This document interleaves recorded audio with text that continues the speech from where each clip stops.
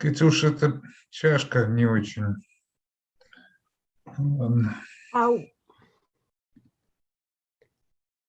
We are now online, about to start. Hello, everyone. You are in Globus Books virtual literary salon, and we're about to start our reading today. We're just giving 1 second for everybody to get together. And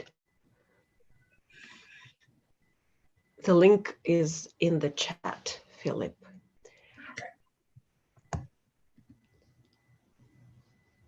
So hello, everyone. Welcome to Globus Books Literary Salon virtual living room.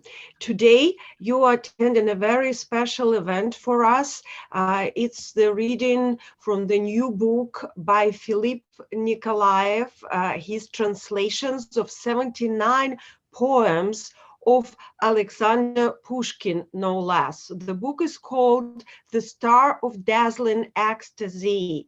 And it has incredible reviews, and I'm going to introduce you the book in a minute. I'll start with introducing Philip Nikolaev himself, who is a Russo-American bilingual poet and translator living in Boston. He is a polyglot and translates poetry from several languages. His poems have appeared in literary periodicals internationally, including Poetry, the Paris Review, Harvard Review, and Grand Street. Nikolaev's verse collections include Monkey Time, Letters from Oldenderry, and he co-edits Fulcrum, a serial anthology of poetry and critical writing. My name is Irina Zabriskie. I'm a writer from San Francisco, and I'm your host. I produce the shows for Globus Books YouTube channel, which is a cultural literary channel. And you can browse through the archives and see all the interviews and roundtables for literary translations, history shows, poetry readings, you name it. And we run it for Globus Books, the bookstore that has been serving San Francisco Bay Area since 1971 for 50 years. And we offer a wide-ranging stock of books in Russian and in English with the best translations that we can find, and the books pretty much on any subject you can imagine, including children's literature, cultural traditions, and the books from the former Soviet Union. About this book, which is of course so special to all of us, and we will be talking to Philip about it. Translating Pushkin is pretty much an act of courage at any time, especially at these times in particular. It's particularly tough because basically any Russian speaker has acknowledged the impossibility of translating Pushkin adequately, and we will be asking Philip about his journey in translation, his motivation. But first of all, I want to give the microphone to Philip and ask him to introduce his book on this particular day, which happens to be not a usual day on very many levels. And for Philip in person, yeah. Oh, thank you so much, Zarina. I'm so happy to be here, though it's not really a happy season for me. I would like to dedicate this event to the memory of my father, Herman Nikolaev, or in Russian, German Ivanovich Nikolaev, who passed away 5 days ago.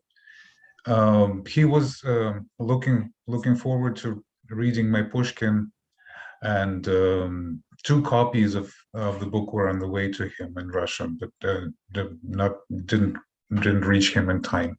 It was an unexpected death.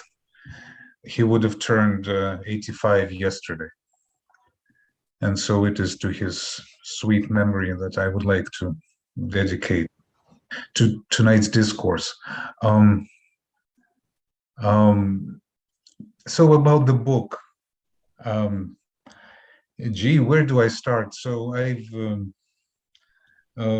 it's come out just, a few months ago, from Tip Top Street, which is a small literary press in New York, which started out as chiefly a Russian press, but now also specializes in bilingual editions of, important Russian literary works, with parallel English translation, and possibly soon also it will publish Russian translations of English language works. So my Pushkin, um,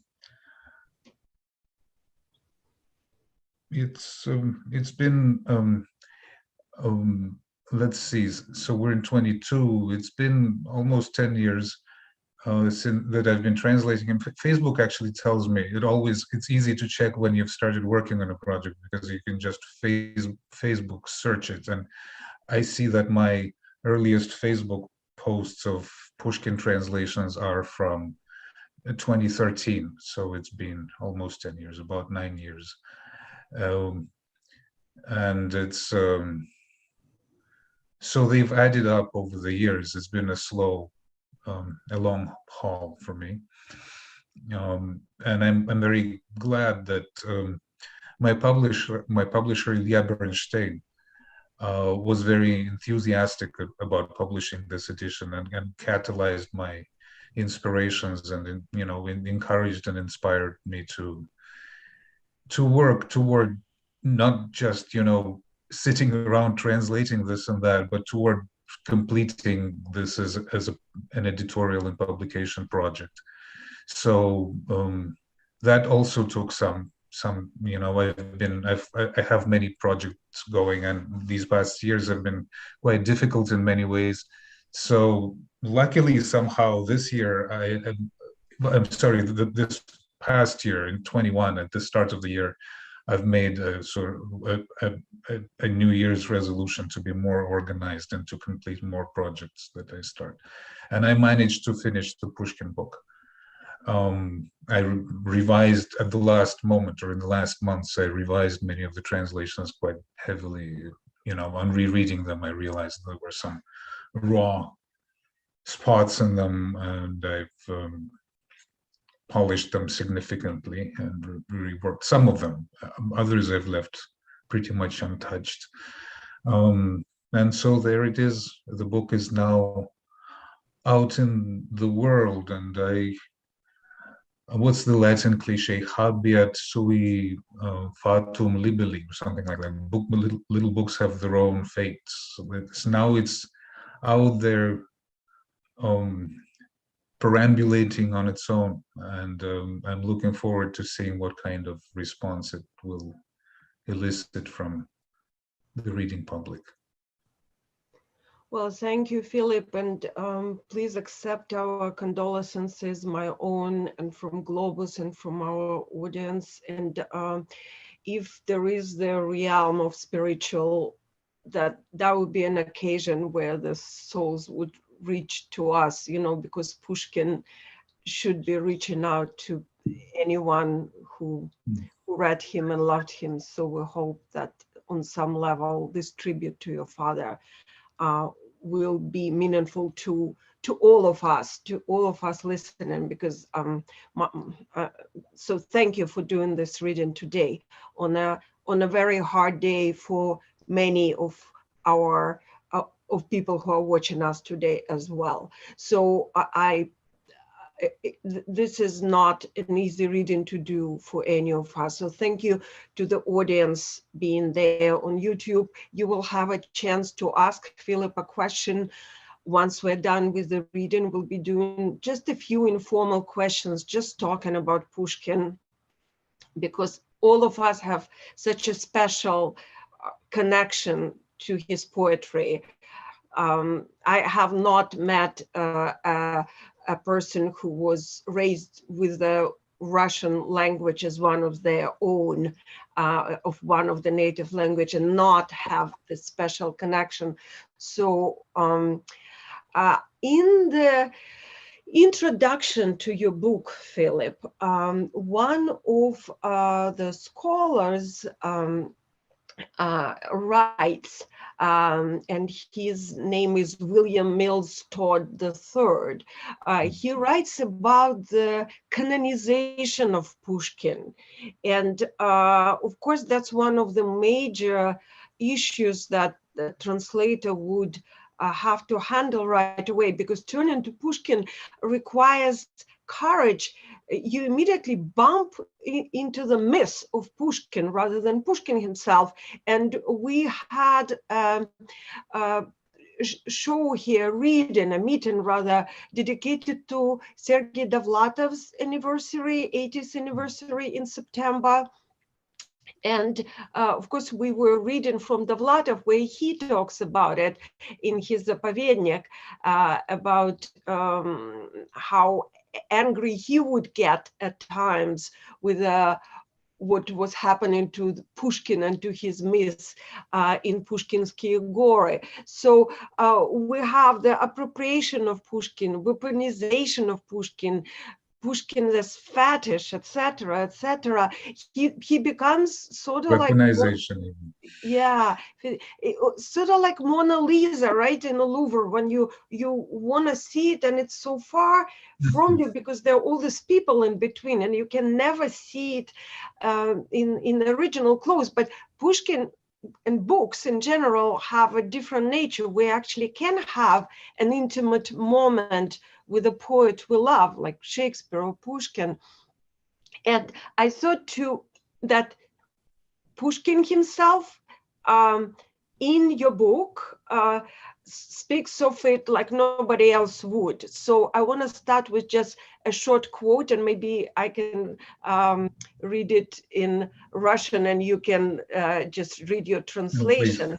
He says in his notes to Evgeny Onegin in Невский Almanac, вот перешед через мост Кукушкин, опершись жопой о гранит, сам Александр Сергеевич Пушкин с мосье Онегином стоит, не удостаивая взглядом твердыню власти роковой, он крепости стал гордо задом, не плюй в колодец, милый мой. No, that's a great choice, Zarina. Yeah, that's a funny epigram, which I will now read in English.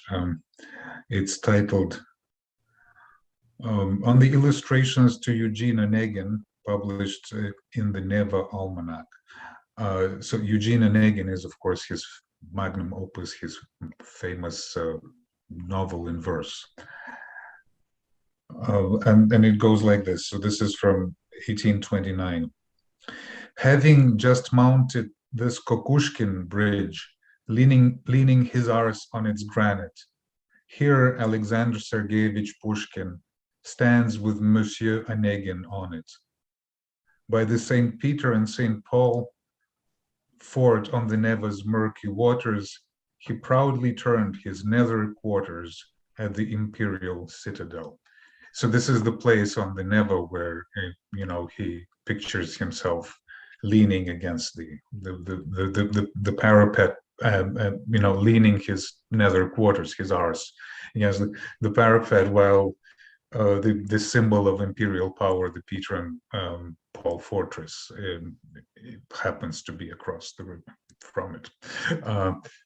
So yes, he had a great sense of humor and self-humor, and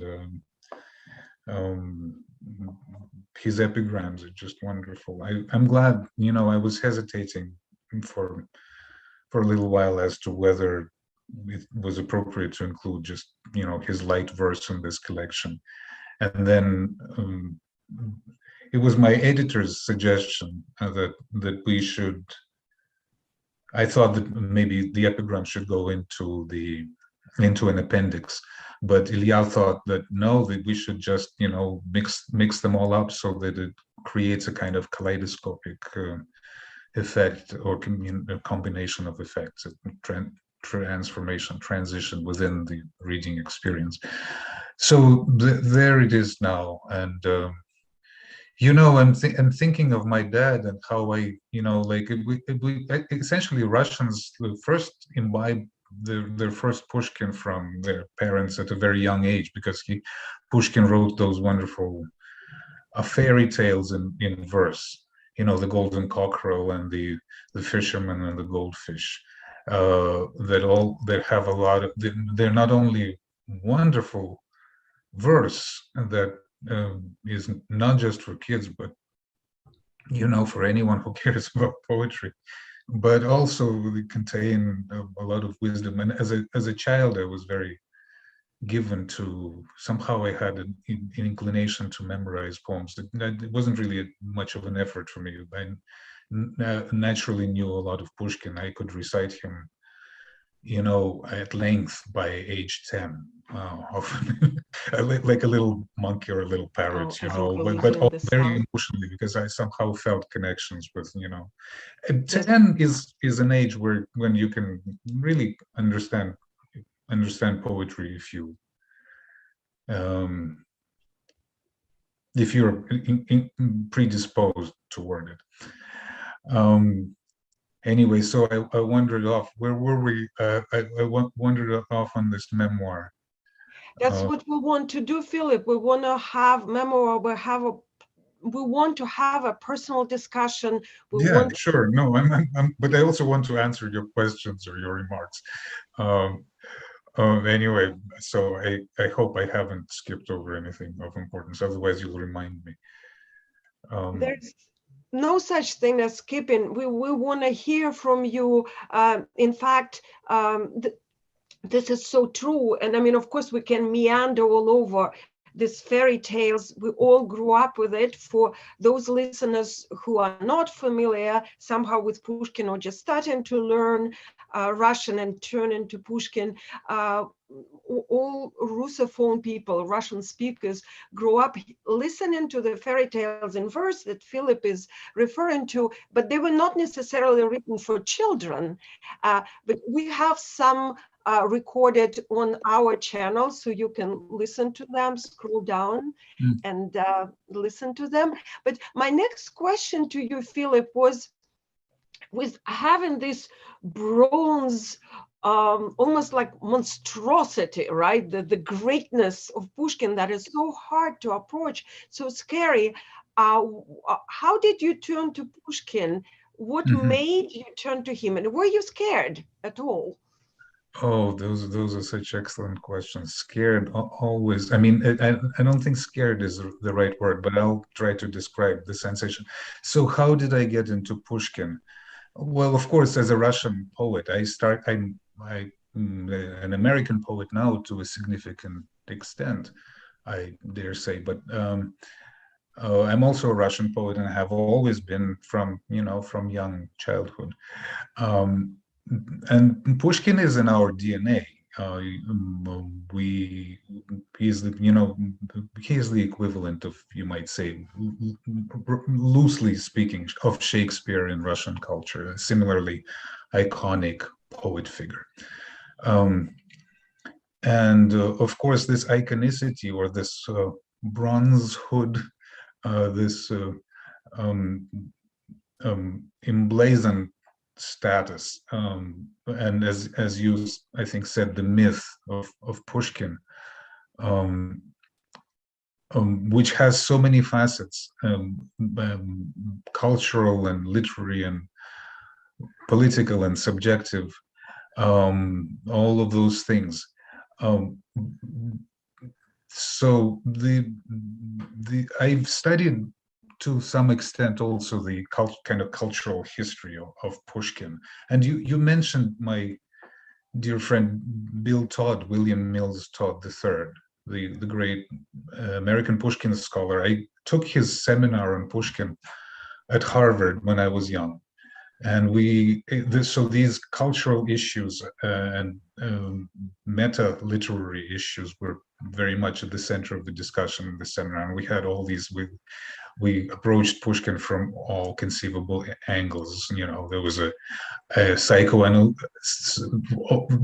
The students, there were about maybe a dozen participants in the seminar, and we all had our different cultural backgrounds and our intellectual predilections and so on. So we had a psychoanalytical reading of Pushkin and a deconstructionist reading of Pushkin and a structuralist reading of Pushkin and a post-structuralist kind of Barthesian reading of Pushkin, a Foucauldian reading of Pushkin, and so on, all of those things. And of course, the myth of Pushkin, which is a particular cultural phenomenon, was much discussed, and I was much awakened to the historical circumstances of this. And we're talking about so Pushkin was recognized as a great poet in his lifetime by very many people, but this kind of truly, the ideology of his greatness was formulated in the 1880s when the famous monument to him was erected, that is in Pushkin Square, in today's Pushkin Square in Moscow. And Dostoevsky gave a speech in which he spoke of the great national genius of Pushkin, and the poet Apollon Grigoriev, I mean, not necessarily at that time, but well after Pushkin's life, proclaimed that Pushkin is our everything. Somehow, Russia, the thing about Russia is that the best thing that Russia has and has ever had is its poetry, its literature more broadly, and its arts. And apart from that, there's all kinds of, nasty stuff there too.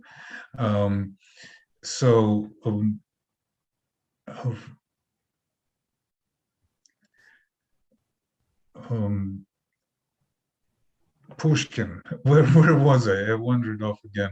Of course, it's such a vast topic. We were talking about you turning to Pushkin and not being afraid. No, so the myth of Pushkin, yes. Well, myth is such a loaded word, and of course there are mythic aspects to all of this, but Pushkin was genuinely a poet of, astronomical caliber, and his reputation is well deserved. And the statement, for example, that Pushkin created modern Russian literary language as we know it is not just hype, but is sound linguistics. In fact, there are many works by the Russian linguist Vinogradov, V.V. Vinogradov, about the origins of Russian literary language and Pushkin's role in it. He is a towering figure, and the genius is a much discredited word nowadays for various, I guess, postmodern reasons, but I do like its usefulness when it's reserved for figures, for truly enormously outstanding figures like Pushkin or Shakespeare or Emily Dickinson.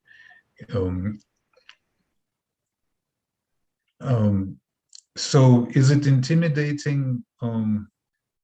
Yes, in a sense, very humbling and very intimidating. And I'm hopeful that I've succeeded as a translator of these poems, but I'm also poignantly aware that these are translations. The translations can never be the original. There's always this, a bit of a metaphysical chasm between the original and the translation. However, the school of translation that I belong to, I'm very much of the Russian school of poetic translation in this way. We believe in the kind of illusionism, in not only in translating what the text says, but also creating a kind of an illusion that it's the original, that is the original poem reborn in this language. We try to make the translation very much like the original in its salient aspects, shall we say. And when I say we, I mean the whole, Russian tradition of translating poetry, which is different from from the, you have that in English too. If you look at Dante Gabriel Rossetti's translations and other old school and Audens sometimes and so on, you find that. But lately this approach has eroded from American poetry, at least. Again, I'm just being a bit long-winded about these things, so feel free to restrain my unrestrained discourse, or guide it in a more agreeable direction. No restraint and no restriction. We are Okay. going to talk about Pushkin, and I just want to share with our audience that it meant to be two-way as well. So you will now get a chance to listen to some of the translations and original. So you get a sense of the work that Philip has done. And after we're done with reading and a couple of more questions, we invite everyone to type the questions that you have, or share the feelings and the thoughts that you have about your Pushkin. There's a panel on the right side of the YouTube screen. Please share what you feel. We want to hear that too. So Philip, thank you. I mean, this is so true. Each of us has a mix of Pushkin and their own very personal Pushkin. I wanted to show you, it's very personal for me too. This is the book that I brought with me. This is my family book that went from my grandmother to my mother to me. And that's from 1937, I believe, not a very, good sounding 37, year. right? It's actually 1949 also, meaningful date. But it's been traveling with our family forever. And I also have, this stays by my side, and this one is a little Pushkin I got in Odessa this year, that's published in Kharkiv, and it has like a little page in Ukrainian at the very back. And it says that it's in Russian, so it's an original Russian here, and I carry this with me in a little purse. So I'm sure everybody has some sort of personal connection, and this is for English speakers tuning in and wondering what is the meaning of Pushkin to the not just Russians, but Russian-speaking readers around the world, because it's a phenomenon in the Russophone literature and Russophone culture. And so I was thinking maybe we can hear Philip read the next poem. And if I start in Russian, and then you can read the translation, if that's okay. Yes, by all means, please. So the next poem, the first one really that we decided to open with, is called To Chaadaev, and it was written 1818, and I'm going to read the Russian version. And many of you might know it by heart, and so do I. So, любви, надежды, тихой славы, недолго нежил нас обман. Исчезли юные забавы, как сон, как утренний туман. Но в нас горит еще желание под гнетом власти роковой, нетерпеливою душой. Отчизны внемлем призывания. Мы ждем с томлением упования минуты вольности святой, как ждет любовник молодой минуты верного свидания. Пока свободою горим, пока сердца для чести живы, мой друг, отчизне посвятим души прекрасные порывы. Товарищ, верь, взойдет она, звезда пленительного счастья. Россия вспрянет ото сна, и на обломках самовластия напишут ваши имена. Thank you very much, Zarina. You recited it very well. And it's an important poem that every school child knows, or at least in my generation, we used to know. There's probably still to this day. And it's a poem from which the line comes that is the title of this collection. In English translation, it's "The Star of Dazzling Ecstasy," which is a reference to Pushkin's vision of a free Russia one day in the future. So this is dedicated to his friend Peter Chaadaev, a great figure in the intellectual movement of the time in Russia, known as the Westernizers. He thought that Russia would be better off following the cultural and civilizational path of the West instead of separating itself from it. So this is Pushkin at age 19, addressing his friend to Chaadaev. Not long indulged by sweet illusions of love and hopes for better days, we saw our juvenile diversions pass like a dream or morning haze. And yet our hearts remain afire under the yoke of tyranny, our souls consumed by the desire to serve our country's destiny. We still await in anguished languor our festival of sacred freedom, much in the way that a young lover awaits a tryst that's been agreed on. While thus ablaze with liberty, our hearts remain alive to honor. Let's to our mother country offer our spirit's full nobility. Comrade, believe, it will emerge, the star of dazzling ecstasy.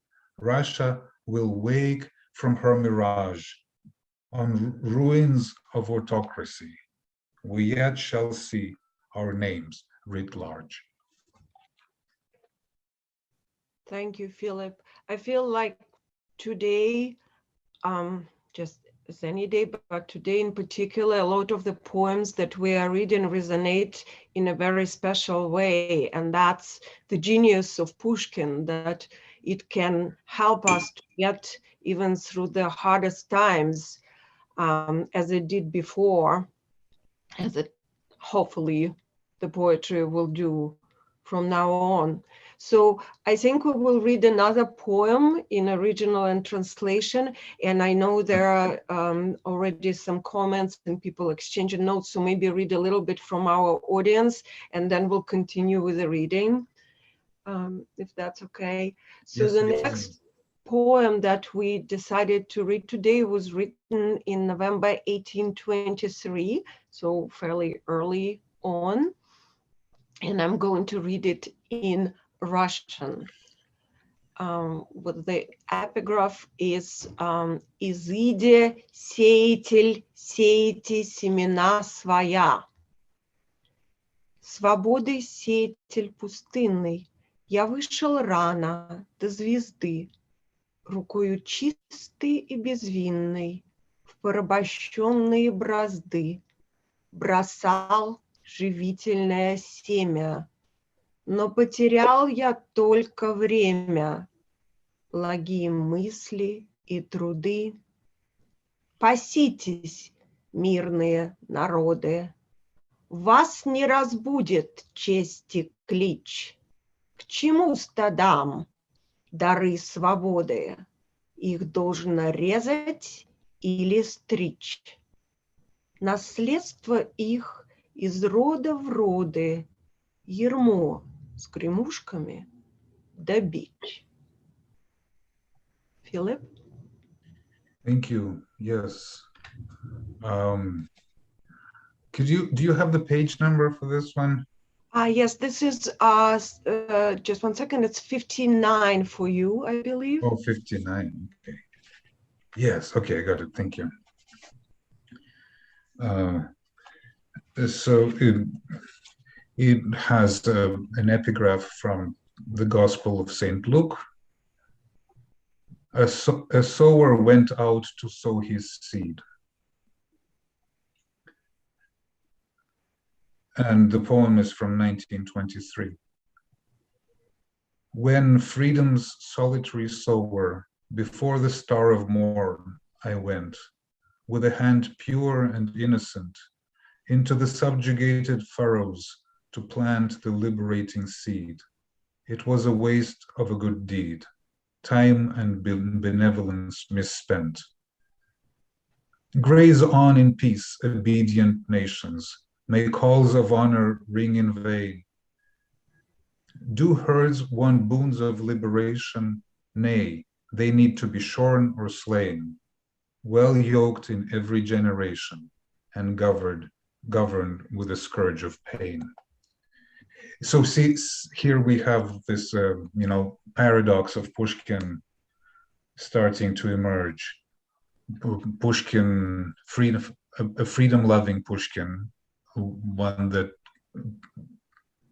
continued throughout his life, but also this Pushkin who is skeptical of freedom, disillusioned with its possibility, disbelieving in its possibility.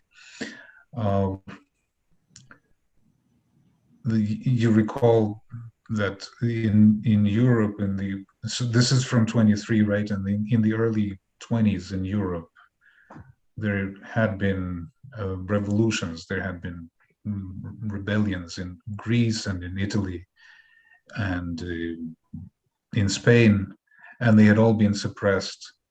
Oh, and in Russia, there was very little hope. There was also discontent, and there was a revolutionary movement within Russia itself, the so-called Decembrist movement that came to a rebellion in 1825 and was suppressed quite brutally by the Tsar. Five of the organizers were executed, and many of the Decembrists were exiled to Siberia. So this was a bit later, a couple of years from the composition of this poem, but here we see Pushkin reflecting on these matters. Is freedom possible? This was a big theme for him in around this period. So there it is.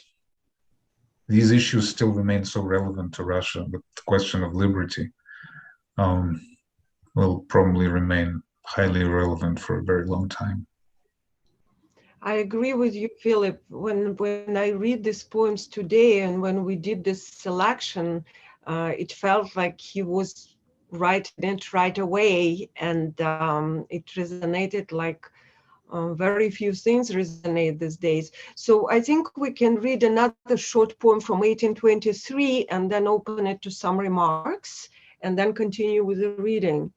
So Please. Another short poem from 1823, I believe is untitled, and I'm going to read the Russian original by Pushkin. Кто волны вас остановил? Кто оковал ваш бег могучий? Кто в пруд безмолвный и дремучий поток мятежный обратил? Чей жезл волшебный поразил во мне надежду, скорбь и радость, и душу бурную младость дремотой лени усыпил? Взыграйте ветры, взройте воды, разрушьте гибельный оплот. Где ты, гроза, символ свободы? Промчись поверх невольных вод. And in my translation, it goes like this. O waves, swift waves, who has contained, who has restrained your mighty course, and to a quiet puddle drained your stream, once so rebellious, whose magic scepter has laid waste to all my hope and grief and bliss, and has my stormy youth encased in a lethargic drowsiness. Rise high, you winds, with bravery, and break the water's slavery. Come, storm, symbol of liberty, and rage to set the waters free.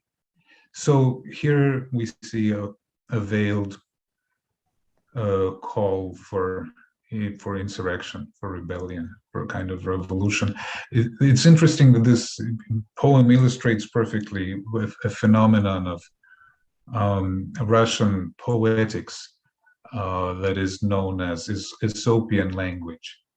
Aesop was the fable master, poet of fables of classical antiquity, and he was a master of indirection, of hints, of political and moral rebuke, expressed in a very kind of deniable way.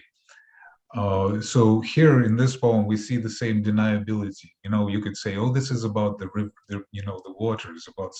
It's about natural phenomena, forces of nature." But of course, to any reader of the time, it would have been clear that the message is political. So this kind of allegory, specifically with a deniable political message, is in Russian we call it Essopian language.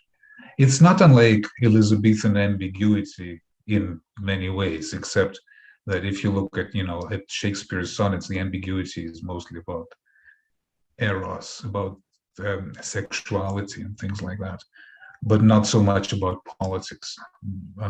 In the Russian, we call this the civic tradition of Russian poetry. It's rife with this kind of Aesopian language.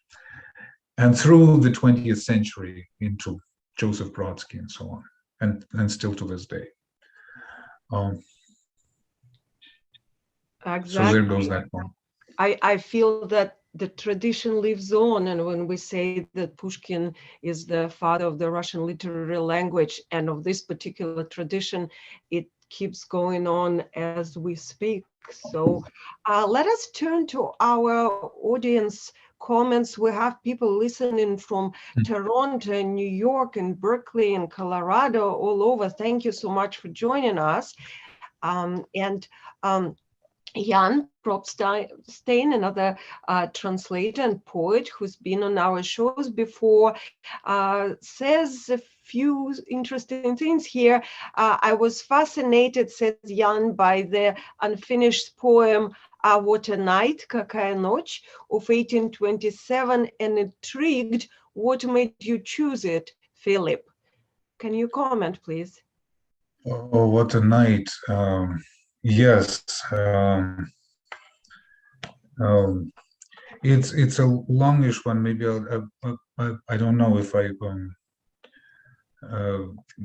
probably shouldn't read the whole thing, but I'll just briefly answer Jan. I think this is one of Pushkin's underappreciated masterpieces. It's a poem that starts so deceptively. It seems to be a poem about a wonderful night. It's a cold winter night, but the sort of night when the stars are shining bright and so on. But it very quickly starts to paint this image of Moscow, of a square in Moscow after some executions, and we realize that from the language and the context that it's referring to the time of Ivan the Terrible, of the 16th century, a time of political turmoil, and of the phenomenon called the Prichnina, when the Tsar Ivan created a private militia for his own use that was directly answerable to him and to him only, and was separate from the other kind of similar institutions of the time. A little private army within the state within the state, with dictatorial powers and so on. And so these henchmen, the oprichniki of the Tsar, they were known for their violence. There were falling conflicts between this militia called the Oprichnina and other structures of power and authority, and sometimes there was bloodshed, and then there was retribution, and then the forms of reconciliation had to be reached, and so on. It was quite complicated politically. But the point is, there was a lot of violence and bloodshed, and innocent lives lost.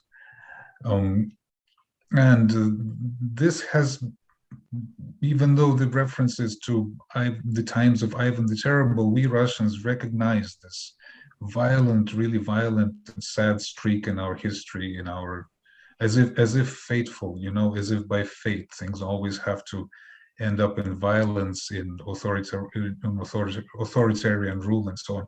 When I was a student of Russian history way back in the 90s, so there was this joke about, you know, imagine a student of Russian history reading a history, Rezanovsky, let's say, history of Russia.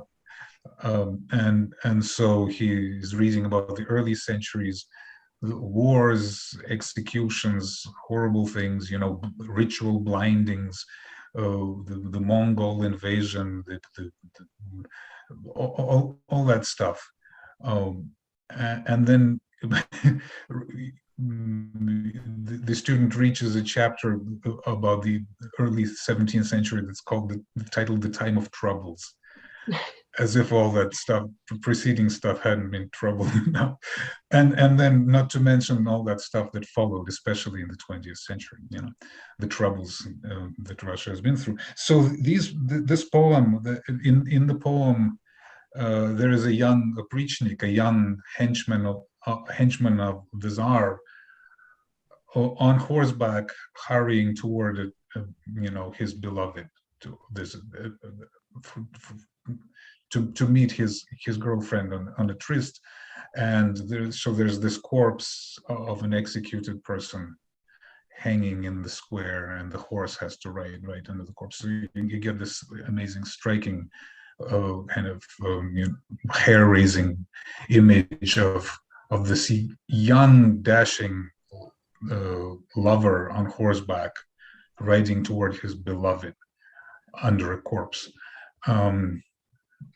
And this poem, as far as I'm concerned, is not often mentioned or very well known. So I thought it was a good idea to include it. And I personally love it, and I tried to make a good translation of it. Check it out in the book. Thank you, Jan, for the question.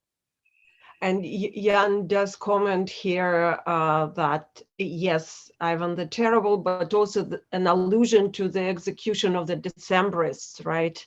Yeah, it has to be, yeah. I mean, right, this, because the execution of the Decembrists was the, you know, the quintessential image of political oppression, I mean, in Pushkin's time, for sure. Right. Yeah, we have some other comments, and thank you for these questions and comments, Jan. Olga Stein says she grew up outside of Russia, but associates her childhood almost entirely with Pushkin. Like I said, many of us, I know a lot of people, second generation or even third generation, who grew up here in the United States, but can recite Pushkin poetry or remember the sound, or for them it's an icon, it's a meaningful image and the part of the world, of the cultural identity too.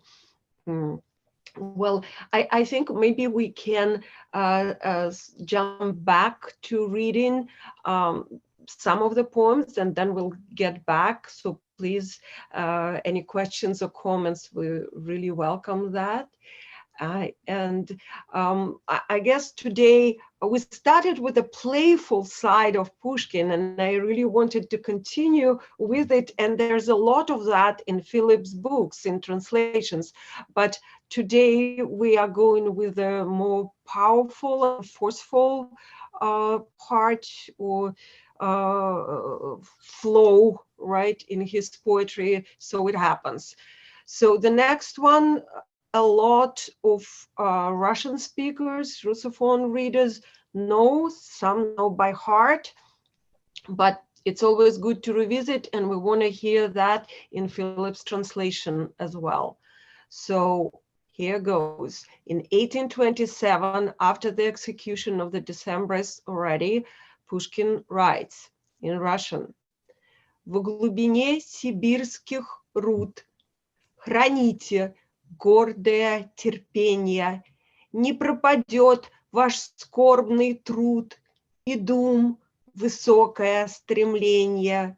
Несчастью верная сестра, надежда в мрачном подземелье разбудит бодрость и веселье. Придет желанная пора, любовь и дружество до вас дойдут сквозь мрачные затворы, как ваши каторжные норы доходит мой свободный глаз.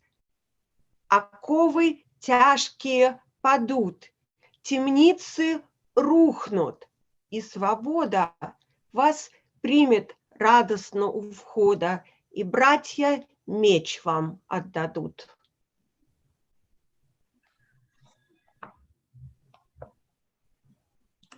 In mine shafts of Siberian ore, despair not of your noble patience. Your tragic work will yet for sure achieve its lofty aspirations. Joy's faithful sister, hope, will numb the grief of catacombs. It will spark mirth and reinforce the will. The future of your dreams will come. For just as my free voice this moment has reached you in a cavern in cavernous rocks, so love will burst through bars and locks into the dungeons of confinement. Your chains will come off, mark my word, and prisons fall. Freedom will greet you with rejoicing at the gate as brothers hand you back your sword. Thank you, Philip. Would you like to say a few words about this poem too?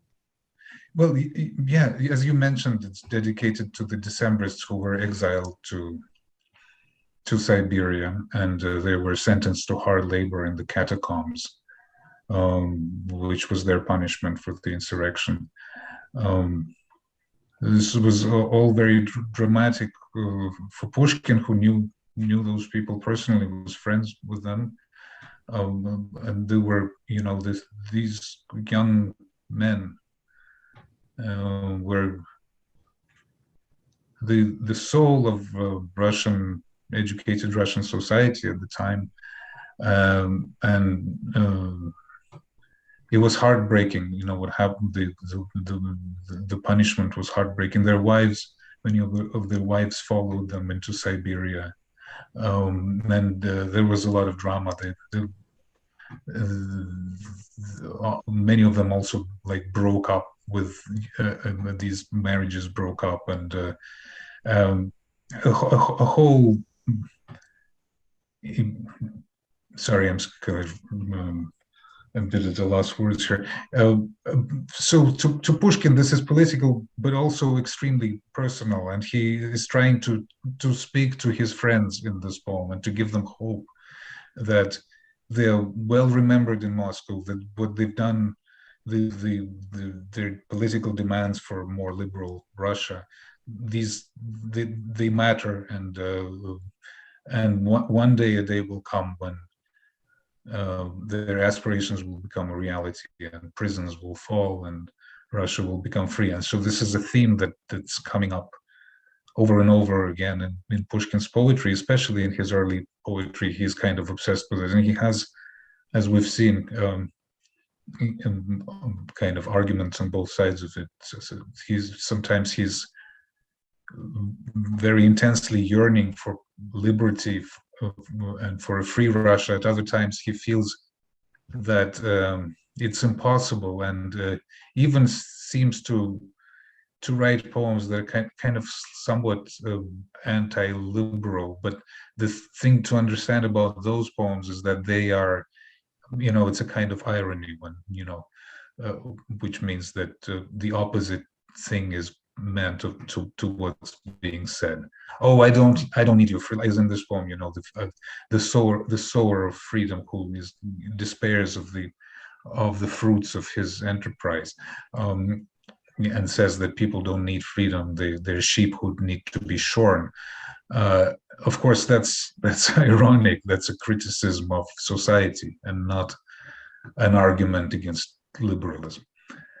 Um, so, so this, this cycle of poetry, or more than a cycle, the kind of the whole swathe of poetry that has to do with the Decembrists and with the concerns of political liberty, is very important in Pushkin, and he was not only Russia's first poet of that caliber, but also Russia's first great civic poet. He's pretty much the first significant poet who freely expresses his political opinions in a non-formulaic, non-rhetorical way, as distinct from previous generations of Russian poets.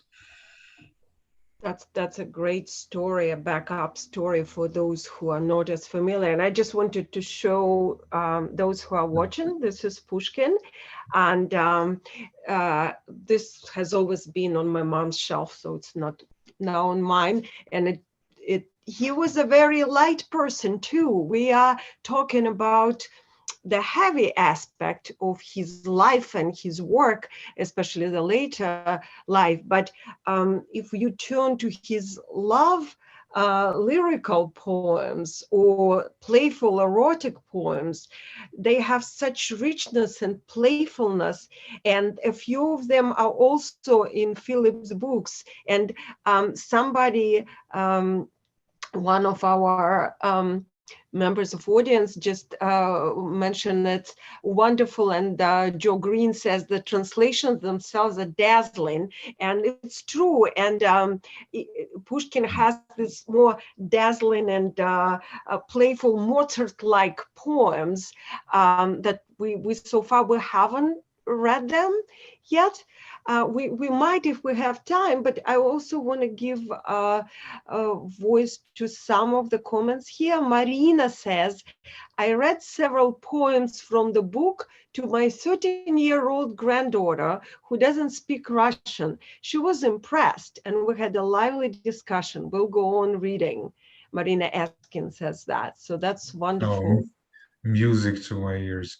Thank you, Marina, for sharing that. And thank you, Olga Stein, also for your earlier comment. I appreciate it. Yeah, and Olga did also say sound and rhythm and emotion in the translation is wonderful. That's great. Thank you so much for listening and sharing your experience of Pushkin with us. We want to hear more. Definitely, we did have another poem that we chose to read. That was Talisman, that was written. I believe it was written in Odessa, right, Philip? Yes, I think so. Yeah, I think you're right. Yeah, well, let's read that. And I want to share too, I was in, maybe before I read, I was in September for the whole month in Odessa in Ukraine. And of course, Pushkin stayed there in the early years. In 2024, he had spent quite a bit of the time of his exile and his travels in the south. He never went abroad, but he's been to this region quite a bit, not necessarily on his own accord at all times. And there's a wonderful statue of Pushkin in the street that is now named Pushkinska. And such is the connection with Pushkin that it's considered good luck to touch his nose. So there is this very humane statue that is about the same. It's not gigantic. It's about the height of an average person. And the nose is very shiny because everybody wants to touch the nose and make a wish. So he's not necessarily this grandiose figure with a long-winded prose. People really connect to his words, to his gift. And I feel like, also important to notice the first monument that was erected on people's donations is also to Pushkin at the very beginning of the boulevard, and it's also very pretty. So here's the poem in Russian. Храни меня, мой талисман, храни меня в дни гонения, в дни раскаяния, волнения. Ты в день печали был мне дан. Когда подымет океан, вокруг меня валы ревучие, когда грозою грянут тучи, храни меня, мой талисман. В уединении чуждых стран, на лоне скучного покоя, в тревоге пламенного боя, храни меня, мой талисман. Священный сладостный обман, души волшебное светило. Оно сокрылось, изменило. Храни меня, мой талисман. Пускай же век сердечных ран не растравит воспоминания. Прощай, надежда, спи, желание. Храни меня, мой талисман.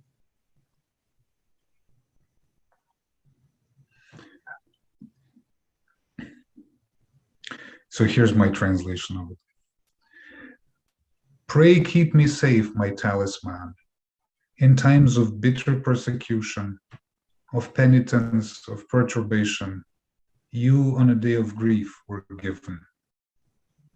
When roaringly the hoary ocean raises its raging waves around me, when thunderous bolts of lightning crowd me, pray keep me safe, my talisman. Secluded in a foreign land, whether amid a boring lull or in the driving heat of battle, pray keep me safe, my talisman. The soul's sublime magical sun, O sacred, rapturous deception, it has betrayed me, it is gone. Pray keep me safe, my talisman. Ne'er may my memories awaken old pains or set the heart on fire. Farewell, dear hope. Sleep well, desire. Pray keep me safe, my talisman. I believe you're right that this poem is from the Odessa cycle. This is the period of this so-called southern exile. You know, Pushkin would get into trouble with the Tsar, with the autocracy, for his political liberalism, and would on occasion be kicked out of the capitals being St. Petersburg and Moscow, and he'd be forced to stay far away from these places for a while as a reminder that Russia was still autocratic. So he had this signet ring from a gift from a female friend of his, from Elizaveta Vorontsova, which he received, I believe, in Odessa. And he thought that it was his talisman, that Pushkin was more than a bit superstitious about things. He loved folk beliefs, and he had a special attachment to this ring, and it has a fascinating story. It ended up belonging to the poet Fyodor Tyutchev later, and was eventually lost or stolen, I think, during the early Soviet period. So there's that poem. But again, it mentions persecution. This is a hint at the fact that he is in exile in the South. Yeah, there were a lot of stories. I did a lot of reading on him when I was there, and almost, of course, he was very young when he was there. So a lot of stories are love stories, and there are all these famous beauties who lived there at the time. And there are also stories of him waking up really late in this building that is still there at the very end of Deribasovska. Mm-hmm. And he would wake up and shoot at the wall. So he wasn't a very good house guest. And of course, he was prone to having duels, and he summoned people for duels for like any reason, basically. It's very colorful. And alive. Well, I It feels remember those places. Yeah, myself. I grew up not far from Odessa, only 70 kilometers. Kishinev in Russian and Chisinau in Romanian, which was another place that he spent some time in during his southern exile. And so in old Kishinev, there's the Pushkin house is still there, and you can also see the place where he joined the Masons. Um, it's in the basement of a very small building. There was a Masonic lodge there called Ovid 25 for some reason. And so the Masons represented a Western kind of liberal, enlightened tradition. There was a secret organization, and many of the Decembrists were connected with were actually Masons. So that's an insufficiently studied aspect of Russian intellectual history, the influence of the Masons on 18th and 19th century Russian history. Right. Well, Peter the Great, right? Because Pushkin was fascinated Yeah. in many ways by Peter the First, and Peter the First, one of the first Masons. He had the Neptunian. Yeah. So Peter the First went on a kind of grand tour as a young man, and he went to Holland and to England, and according to legend, he was initiated into Masonry in England by Sir Christopher Wren, the great, Mason. He was a Mason in both senses. He was a great architect, the architect of the Big Ben in London, right? And so that I don't know if it's true, but that's the story. But he also, right. He also met with Isaac Newton, meaning Peter the Great. Mm-hmm. And at the stage when Newton was really into alchemy at this point. And then for those who are not familiar with this obscure part of Russian and literary history, Pushkin was a descendant of Peter's the Great godson. Well, maybe Philip, you can tell about. Well, yeah, so he was descended from Abraham Hannibal, an African who was captured and somehow brought as a gift to Peter the Great, the Russian emperor, who became very fond of this boy, this African kid, and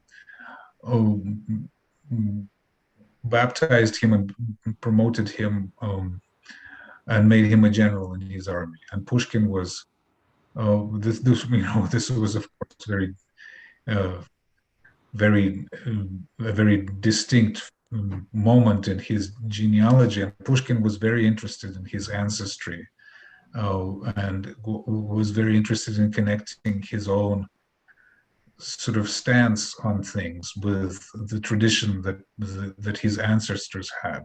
So this connection with Peter was important to him because Peter is essentially a litmus test for Russian political attitudes to this day. The two kinds of Russian intellectuals, Slavophiles and Westernizers, they're still very much with us to this day, these two schools of thought about how Russia should interact with the West. And they're divided in particular in their attitude toward Peter the Great. The Slavophiles don't like Peter the Great, think he brought too much Western influence.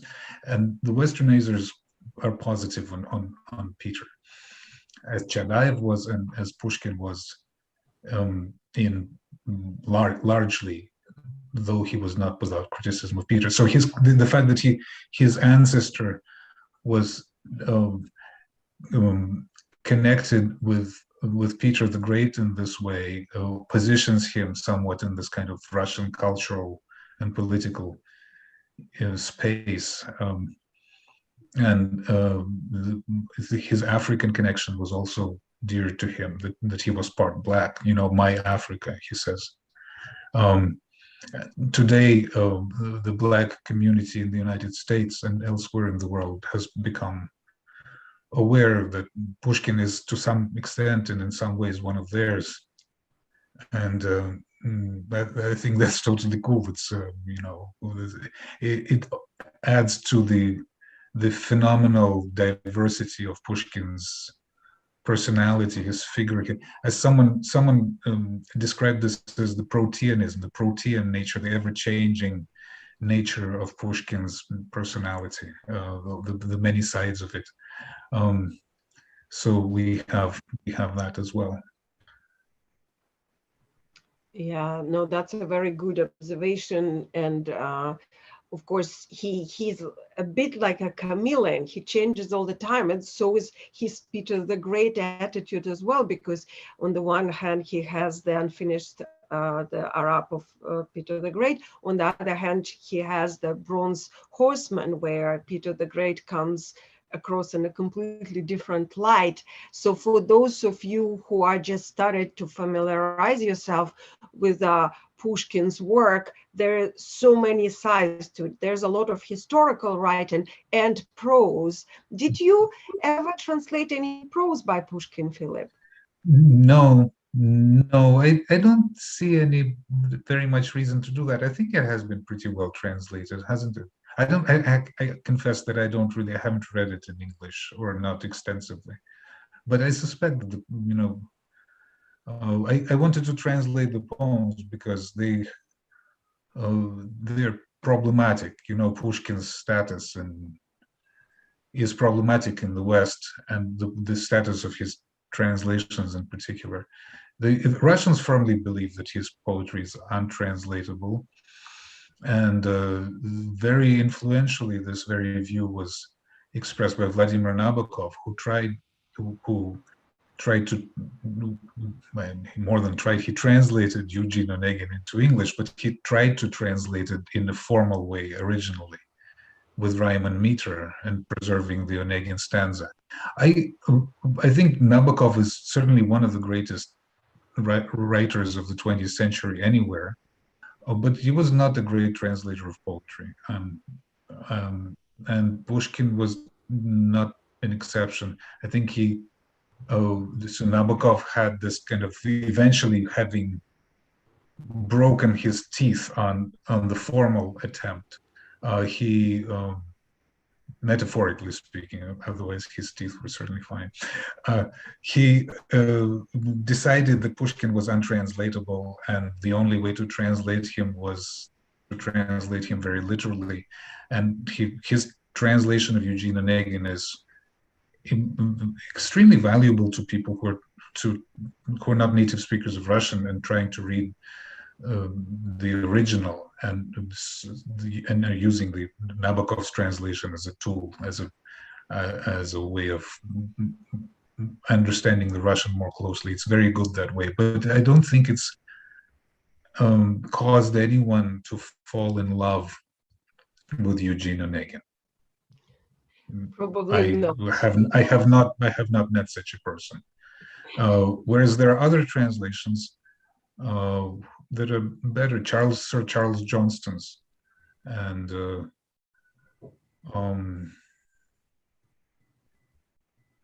I think Stephen Mitchell and a few others, Walter Arndt. All these they're quite different, but several poets have tried to translate Eugene Onegin in a formally accurate way, which is quite striking, because this is normally not the usual approach. But I think these other translators have felt that if you don't keep the form of Eugene Onegin in the translation, then there's no point. Nabokov has already done it the other way, and there's no point in competing with that. But there is some hope for translators who want to mimic the original, to create a likeness of the original. Again, I'm not sure that I've ended up where I started answering this last remark. That's we're in a Pushkin land and in a poetry realm. So it's all good and very valuable. And we are hearing some really good things from our audience. I just wanted to relate it to you and to everybody else. Olga Stein just said that I have to say that these translations, Philip, make it too easy sometimes for some of us who aren't masters of Russian language to skip the work of reading the originals. The translations are too seductive. And then Matthew Solomon, hi Matthew, good to see you, to hear you, is saying English only here. Matthew doesn't speak, although by now I have a suspicion that you at least sense some Russian, Matthew. But Matthew says, I've never felt closer to the phenomenon Pushkin than ever before. So thank you, Philip. Now I think, says Matthew, I can say with confidence that Pushkin in English is better than English. So well, music to my ears. Thank you. Thank you for such complimentary reactions. Of course, it's very pleasant for me to. I know that my tastes and in poetry, my aesthetics are, to somewhat peculiar, and somewhat due to the fact that I'm a Russian poet at my origin and at my Russian core. So I sometimes feel a bit vulnerable and uncertain thinking about how things will come across. You asked me if I was intimidated, if I was scared to translate Pushkin, and yes, in a way, it's a translator's scare. I have to say that I've worked as a translator and interpreter for very much of my life. I started working as an interpreter at age 18, I think, at the USSR Writers Union. And often, translating in real time, it can be very intimidating in a way. In real time, confusing information, sometimes, many people speaking at the same time, you have to translate all that.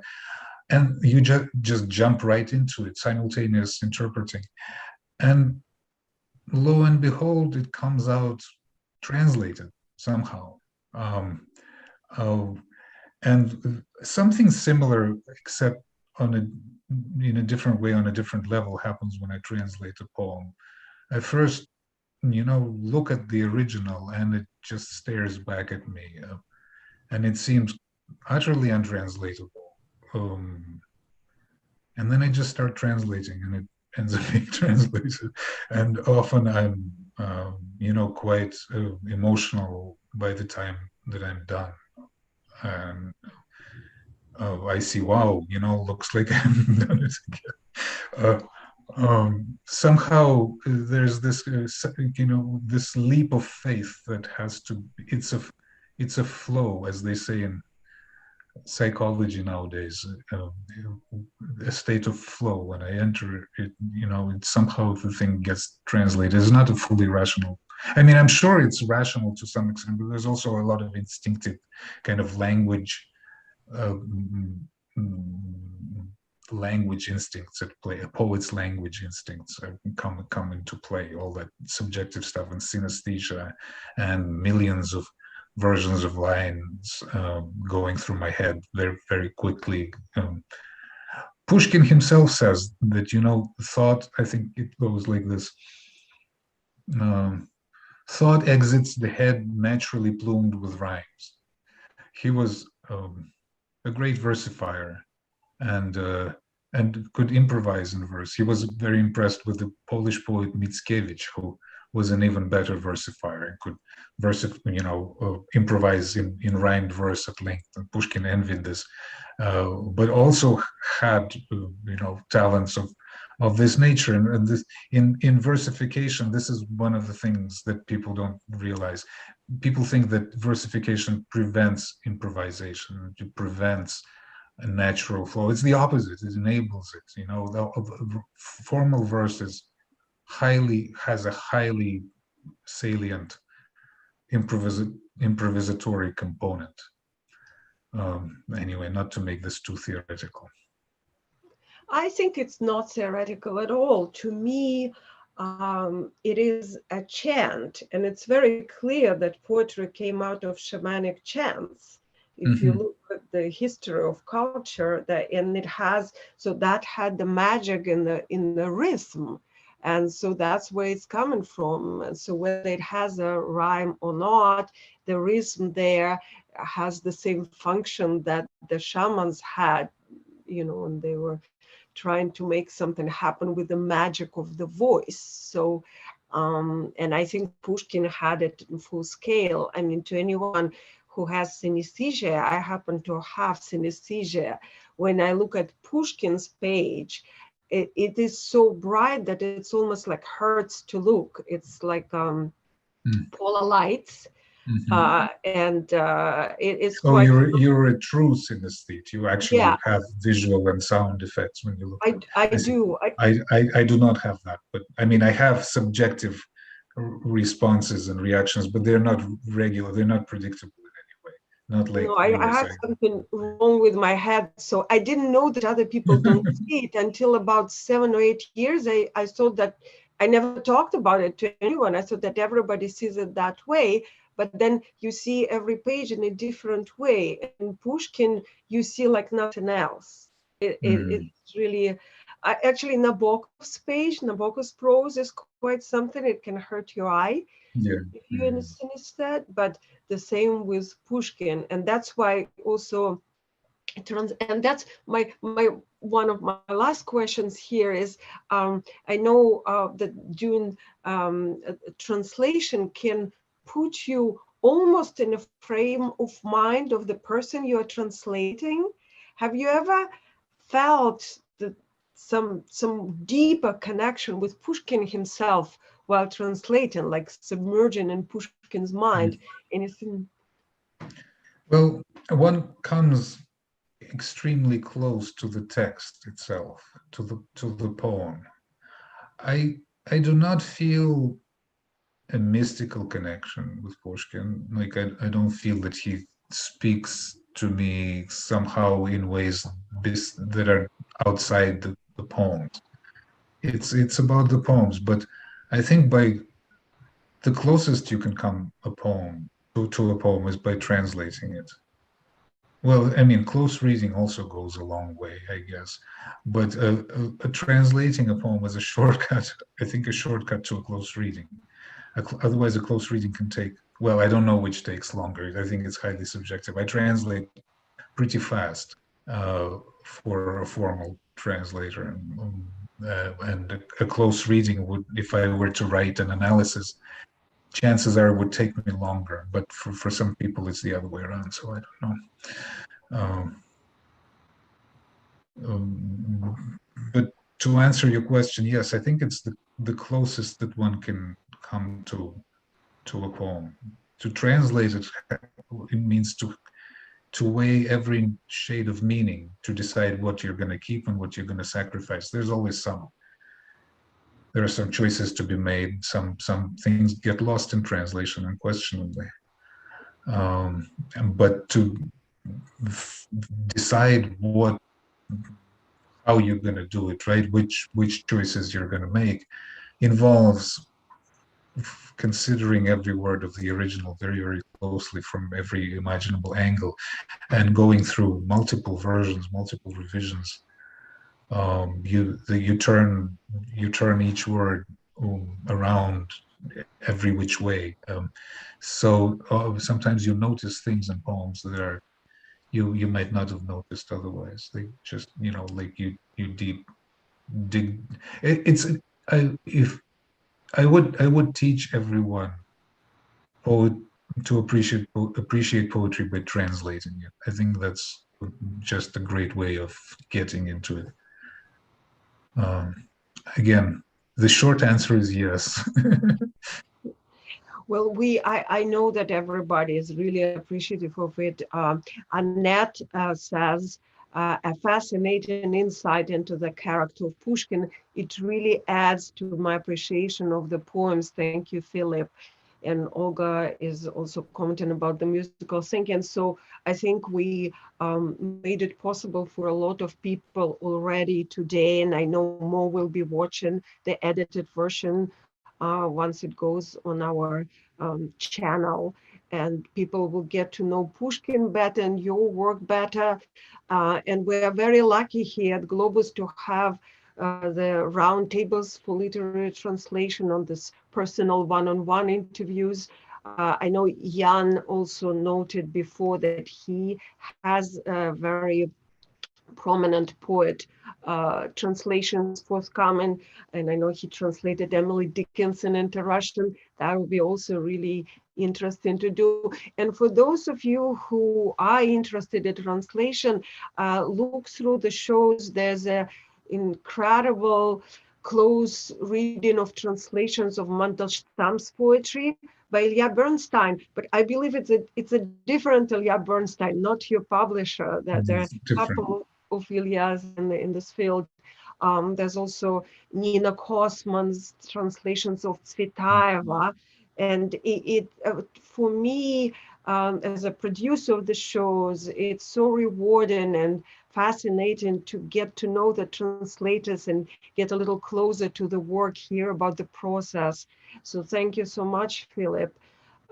Let's see if we have any more questions from our audience, and maybe while people are thinking or typing, would you like to read another poem, maybe, Philip? Sure. Would you have one in mind? I would read them all, and I read a lot of from my list. Did you have any in particular that you would want to add to this list? Yeah. Well, I mean, I kind of almost randomly opened the book to it, but it's because I opened it often to this page. I want to read. Do you want me to read the Russian as well, or just the English? Yeah, why don't you read both? And Yeah. Okay. So this is another poem by young Pushkin, 23 years old in this case, a poem from 1822. Uh, and again, a poem that has to do with his obsession with the idea of freedom. And it's called The Captive, Узник. Сижу за решеткой в темнице сырой, вскормленный в неволе орел молодой. Мой грустный товарищ, махая крылом, кровавую пищу клюет под окном. Клюет и бросает, и смотрит в окно, как будто со мною задумал одно.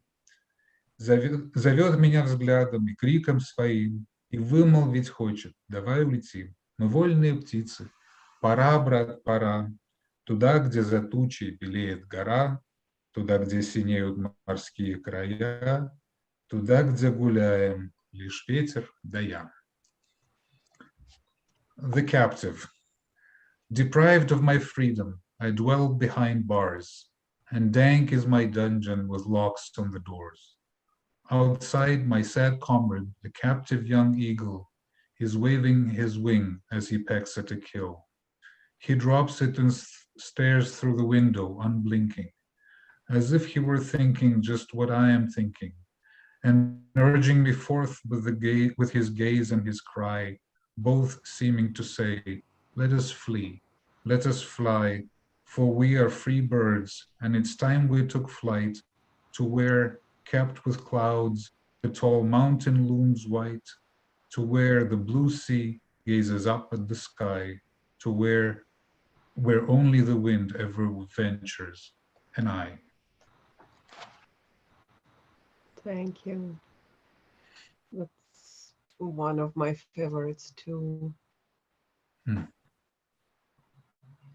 Zarina, thank you so much for this opportunity to speak to you and have your wonderful comments and questions and to reach your audience in this way. It's a privilege and an honor and a pleasure, all of those things. Well, thank you, Philip, so much. So all thanks go to you. And, that was one good, right way to spend the afternoon for me, evening in the East Coast of today.